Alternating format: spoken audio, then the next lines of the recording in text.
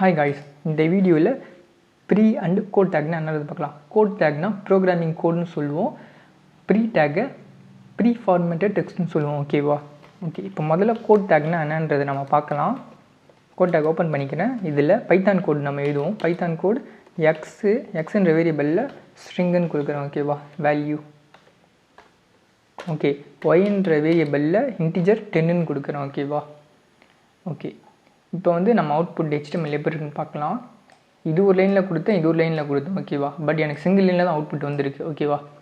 அதனால் கட் பண்ணிவிட்டு செகண்ட் ஒரு கோட் டேக் ஓப்பன் பண்ணிவிட்டு இதில் பேஸ்ட் பண்ணுறேன். ஓகேவா? இதில் பேஸ்ட் பண்ணிவிட்டு இதில் கொடுக்குறேன். ஓகே, இப்போயும் எனக்கு சிங்கிள் லைனில் தான் வந்திருக்கு. பார்த்தீங்களா? ஓகே, அப்போனா என்ன பண்ணலாம், இதில் ஒரு BR டேக் வேணால் கொடுத்துக்கலாம். Break row. ஓகே, இப்போ பார்க்கலாம். ஓகே, இப்போ கரெக்டாக இருக்குது. ஓகேவா?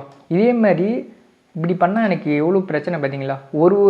ஒரு லைனுக்கும் ஒரு கோட் டேக் நான் யூஸ் பண்ணால் எனக்கு எவ்வளோ கடுப்பாக இருக்கும் பார்த்தீங்களா? அப்போனா எவ்வளோ கோட் இருக்கும். ஓகேவா? இது எல்லாமே தவிர்க்கிறதுக்காக தான் ப்ரீ டேக்னு கொண்டு வந்தாங்க. ஓகேவா? Pre formatted text. எனக்கு இப்படி தான்ப்பா இருக்கணும், இப்போல்லாம் இருக்கக்கூடாதுப்பான்னு சொல்கிறதுக்காக தான். ஓகேவா? இப்போ இதை கட் பண்ணிவிட்டு கரெக்டாக இந்த எண்டில் போய் பேஸ்ட் பண்ணிக்கோங்க. இந்த ஸ்பேசஸ் மட்டும் கொடுக்காதீங்க. ஓகேவா? ஸ்பேசஸ் கொடுத்தீங்கன்னா அந்த இடத்துல ஸ்பேசஸ் உங்களுக்கு கரெக்டாக வரும். ஓகேவா?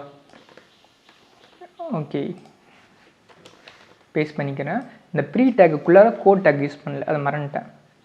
ஓகேவா? ஓகே, கோட் டேக் ஓப்பன் பண்ணிக்கிறேன். ஓகே, இப்போ பேஸ்ட் பண்ணிக்கிறேன். ஓகேவா? ஓகே, எரேஸ் பண்ணிக்கிறேன். நல்லா நம்ம வச்சோங்க.